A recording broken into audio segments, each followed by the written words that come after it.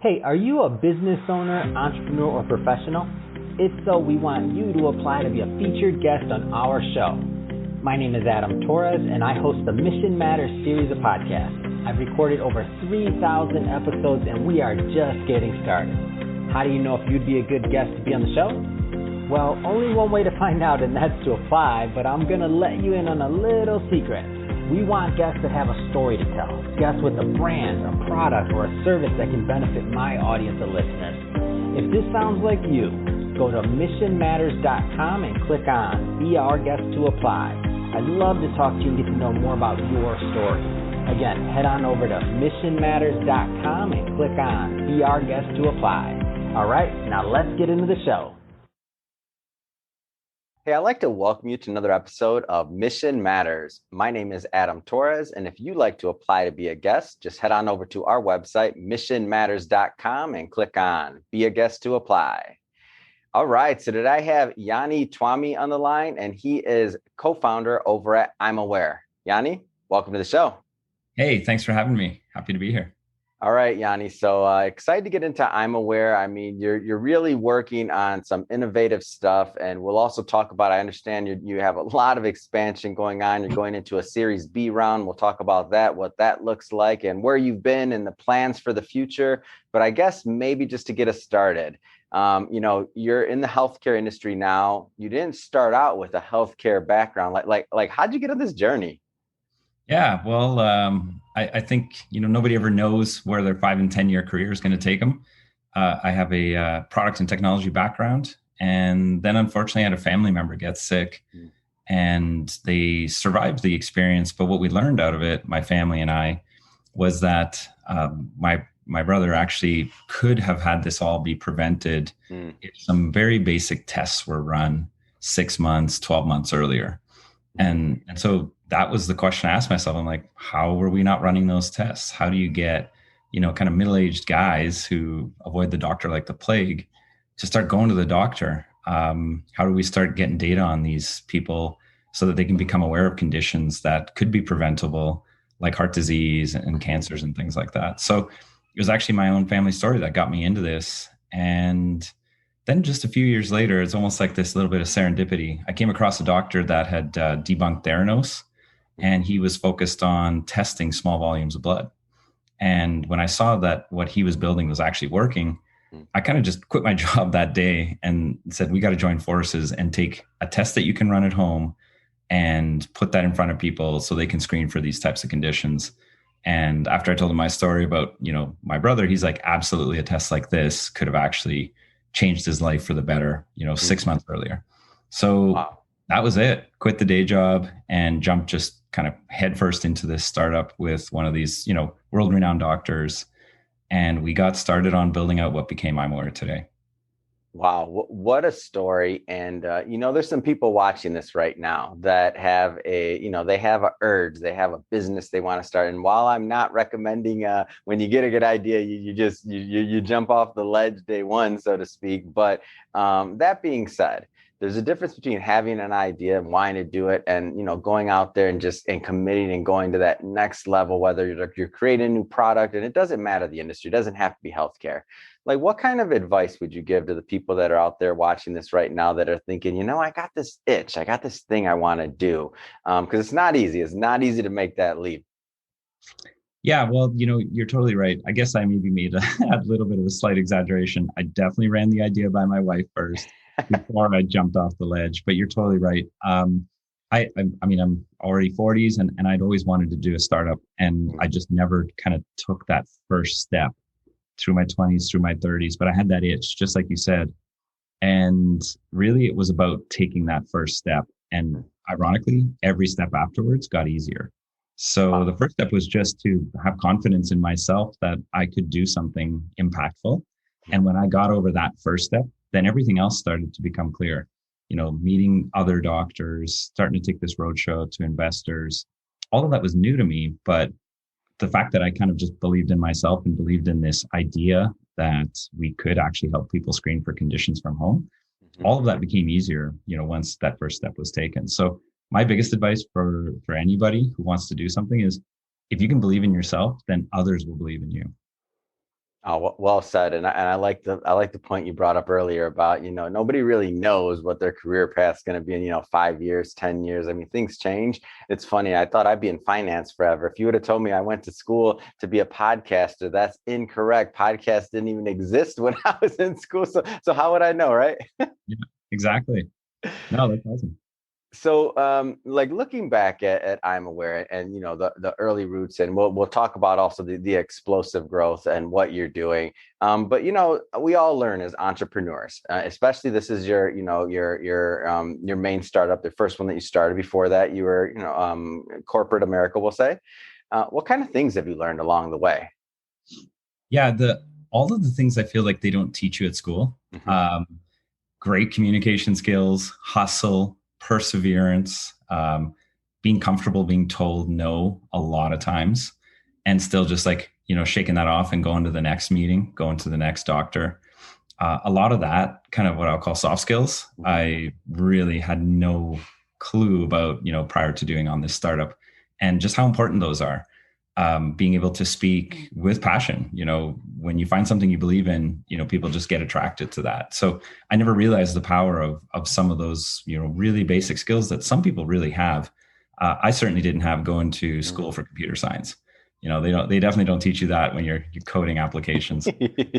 So yeah, so those are some of the kind of the best learnings, is just making you, a better communicator, and ultimately, when you start helping people and you see that what you're doing can help people, mm-hmm. other people really just want to jump on board and help you help others. So it becomes this kind of like avalanche that just takes off. Whether you want it to or not, people want to jump in and help you. So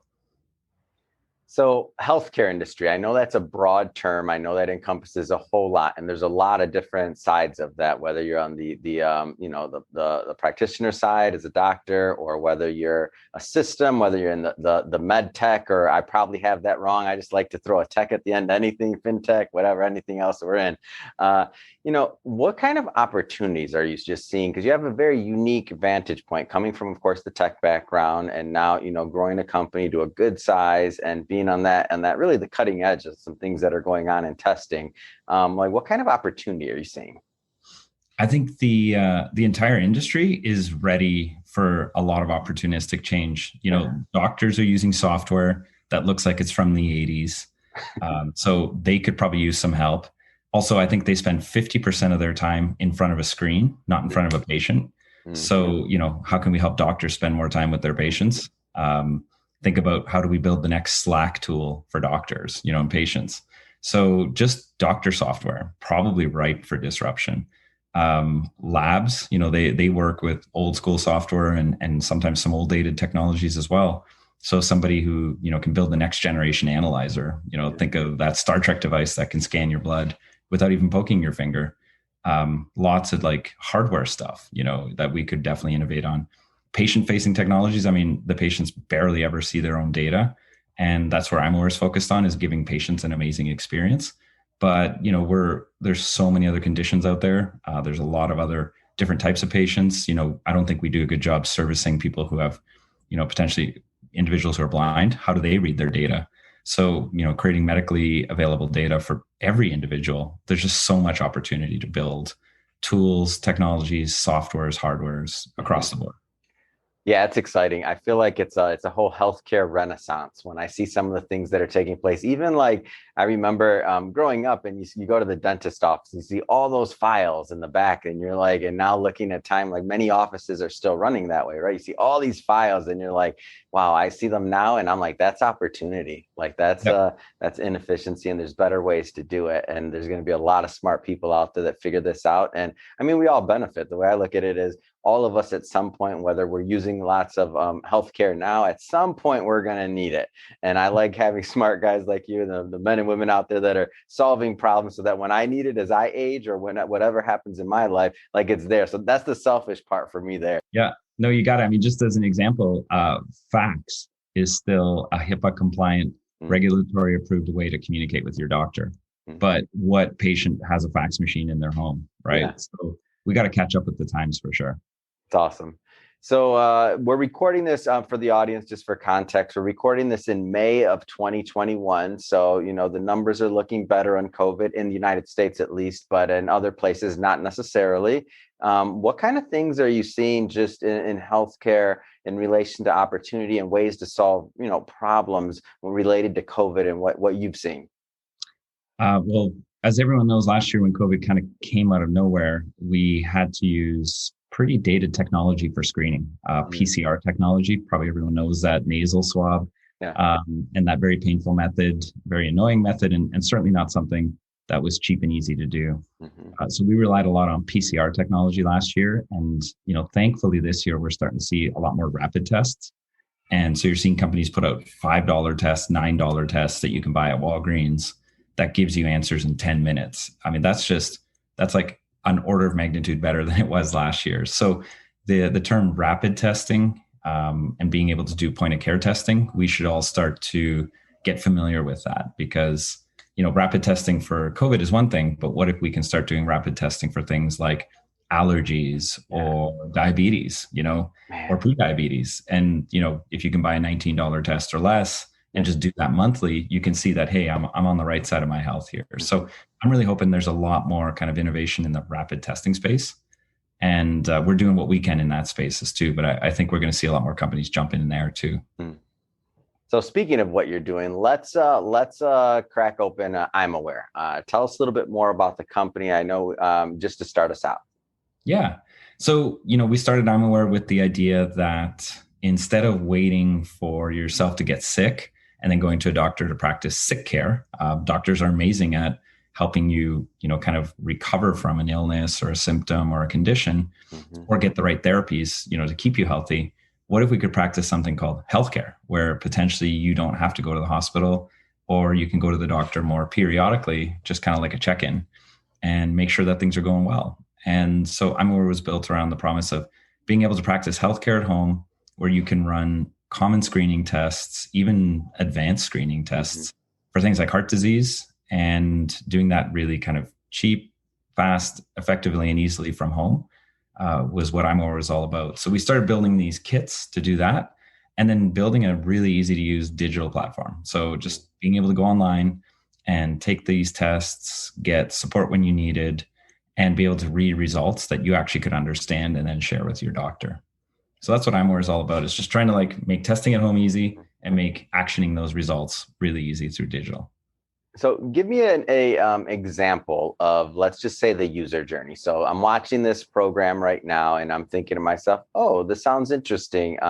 What kind of, maybe I need to look at heart disease runs in my family, or diabetes, or, I've felt like maybe I've had some insulin spikes or something. I don't really know, and I should go to a doctor. And I'm not saying I'm not going to go to a doctor, but I'm thinking maybe this test is a good start. Take me through the user journey. Yeah, absolutely. So especially with COVID, we saw a lot of people who had all those questions and then kind of afraid to go to the traditional lab, where there were lots of other people and they were afraid of getting COVID. So, people would pick up our men's and or women's health test. It's basically an annual checkup to look at a lot of those common markers, like you said, your thyroid, or if you're male, your testosterone and prostate, your heart risk, your prediabetes risk. And so they go online and through a very quick kind of identification process, confirm that that test is right for them. Yeah. And then it's pretty standard e-commerce, right? What we've gotten used to with Amazon. You get this kit delivered to your door. We send you email companion instructions, printed instructions. You get to watch an easy to watch video to help you collect your own sample. And literally 3 minutes later, your sample is captured from your finger, and you put it back in the baggie and return it back to the lab. In a lot of places, actually, we're even exploring where the FedEx or UPS truck comes to your house and just picks it up for you. So you don't even have to leave your home. And really, you just did your entire lab test at home. And then several days later, you get this email saying, hey, your results are ready. Log into our secure portal. So it's the same kind of portal you'd use for your online banking. And you put your username and password in, and you see your results there. It describes for you how we tested your sample, what the results were, explains it nicely in English, and then helps you get connected with resources and telemedicine next steps, and even guidance on what you can do next. And that's really it. And so in a matter of kind of 5 to 7 days, you can have all of that done end to end. Wow, this is, I mean, it just makes it easy. I mean, sounds really, really easy as opposed to having to get out, go drive, especially, as you mentioned, COVID, other things like that, not wanting to be in, these public places per se. And for me, even before COVID, if I could have had something like this in general, I don't want to, I mean, I'm one of those people that you said, they're like, they just don't want to go. But maybe if it's coming to your door, you're used to that experience, just like your Amazon packages or other packages. And you're like, okay, I have to collect the sample, send it back, done, very simple. What kind of feedback have you heard from this? Because I mean, you've sold a lot of kits, first of all, and you can mention that, of course. But what kind of feedback have you gotten? Yeah. So one of the things we learned early on is that a lot of people have high deductibles in their insurance, and they probably don't know that until they have to use healthcare. And then all of a sudden they're surprised with the fact that like a test like that might cost them $200. And a lot of people have really high deductibles or even maybe no coverage. And so for the fact that our average test price is $99, we learned right away that it's actually almost cheaper to use imaware than to go to the doctor in the lab traditionally because of the high deductible.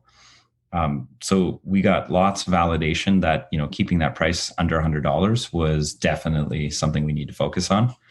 And then, yeah, like to your point, a lot of people just said, love the fact that I can kind of do this all at home, right? Click at home. Mail comes to my home, the kit I do at home, it sends back, the results come at home, telemedicine comes to me. Some people don't have to now take time off work, drive around, look for parking, then go back home, then fast, then go back to the lab. Like it used to be such a crazy kind of pathway to try and get results. And now it's just pretty simple. You click, you get your box, you get your results. Let's talk about the end part of that user experience. So like actionable next steps or what's next. So now let's say that I did the test, I got my results back, and maybe there's some things, and obviously we're not going to go into all of them, but some things that are manageable that I need to like address, we'll say. Let's talk about next steps and how that looks. Yeah. So let's pick on something pretty easy. Like we have a test for vitamin D. And a lot of people actually have, kind of lowered vitamin D, and actually surprisingly, small number of us, but like say 5% of people actually have really, really low vitamin D. And that's something that's very easy to address, where you just, to get the consult with our doctor, they validate the results. And certainly it's, hey, why don't you introduce some vitamin D supplementation into your diet, increase your food intake of foods rich in vitamin D, and here's a few more resources that can help you along that path. And then let's take a look at monitoring you in about 6 to 9 months and see where you're at. So that one is very easy for people to action. Or, kind of similarly like with cholesterol, it's something that, again, if it's not really highly elevated, but in that kind of orange zone, yellow zone where it's like, hey, this is something you need to action. Diet and lifestyle can fix that for a majority of people. And then, so that's where we see a lot of people is kind of getting these results and seeing that, hey, I'm just a little high on that marker. Let me make this, let me take this into control.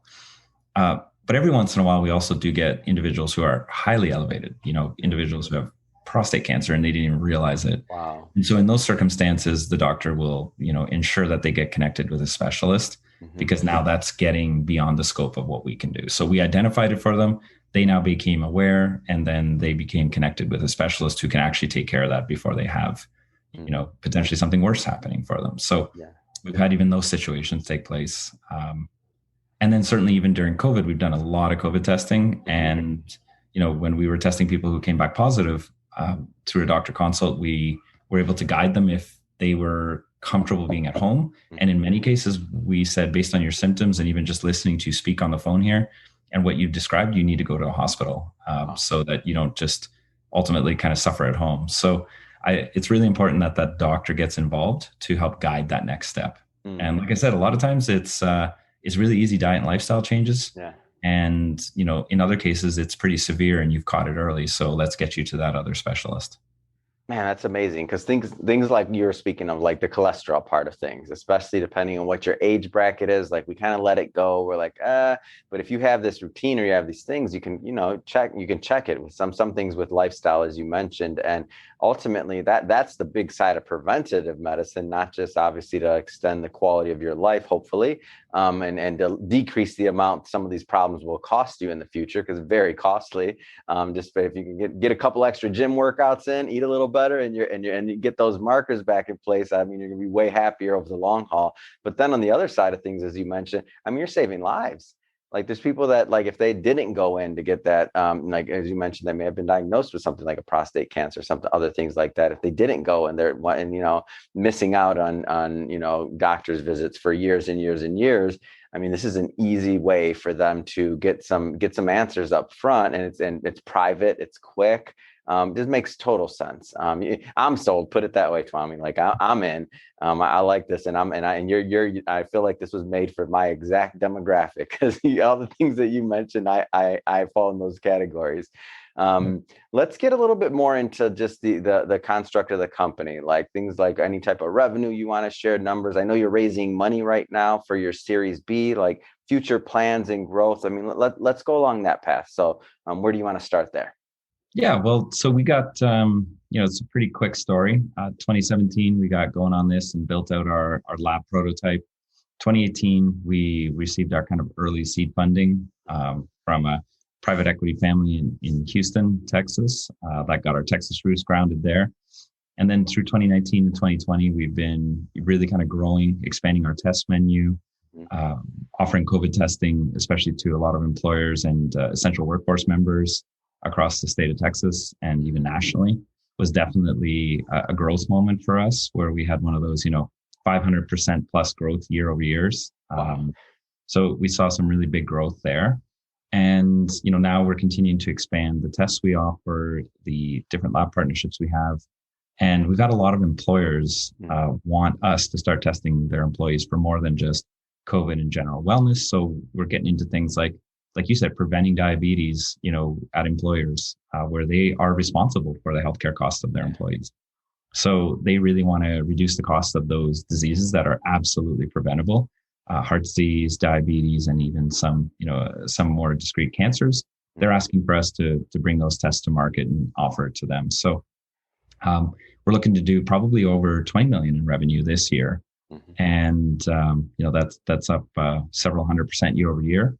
And, later in the year, we want to find that strategic investment partner that believes in our mission, that thinks that we can absolutely start screening for conditions at real scale and really help, people really get in front of these types of conditions. So that kind of investment partner, that's got a longer term horizon, that really wants to make change in healthcare is who we're seeking. And we've had some initial chats with, some private equity firms that support growth in industries like what we're doing. So yeah, really excited to see how the year unfolds on that front. Man, that is exciting. And what a path. So starting in 2017, obviously, prior to a lot of the COVID things that are happening, having that infrastructure in place. I mean, to me, it's just so important, especially from the venture capital community and otherwise, to think about these things, to be out in front. Like, think about how many tests would you say maybe or how many COVID tests, just roughly, would you say that you've done over this whole time span? Like, just roughly. Yeah, I mean, even COVID, we did over 100,000 tests for COVID. Wow. And those were all very specialized tests, like, in the middle of nowhere in Texas, the solar site, or, up in Minnesota or wherever it was, we were helping employers test their essential workforce members. Or with the city of Houston, we did a lot of work there where people who were either aged or disabled and they couldn't get to the public testing sites. We sent people to their homes to test them. So we had a lot of really specialized testing when it came to COVID. Wow. And that just goes to show, like, if you didn't start this back in 2017, if you weren't a mission-based company and focused on providing this type of value, and if that infrastructure wasn't built and you had that initial investor, those 100,000 tests wouldn't have been done, not by your company at least, and maybe not at all. Who knows? Some of those people may have been overlooked, unfortunately, because again, the infrastructure wasn't there or built. So I just think it's so important for us to invest and think about the future of our healthcare system, and always to kind of stay ahead of things, because obviously nobody saw, well, I shouldn't say nobody, but I didn't see the pandemic coming. I mean, a lot of other people that I know didn't. So having these things like this, I mean, it's just a big benefit to society, in my opinion. Yeah, thanks. No, definitely nobody saw the pandemic coming. That's for sure. Awesome. So that being said, if somebody is watching this and they want to learn more about, about imaware, if they want to learn more, get involved, whether they're investors, whether they want to think about the, one thing I didn't ask you actually is the medical side of the community. Like, how do they work with imaware? So I know obviously from the patient side, like myself, I can call, or I can, order online, I get the information I need. But what about the medical side of things? How does that work? Yeah, so we actually work hand in hand with kind of two sides of the medicine side of the world. We have what we call our scientific researcher team. So they're looking at new ways to use your information in your blood to identify conditions.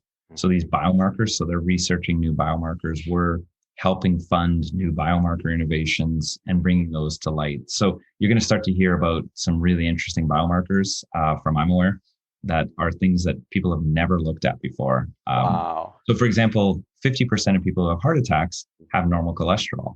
So if cholesterol isn't the right marker to be testing for, what is?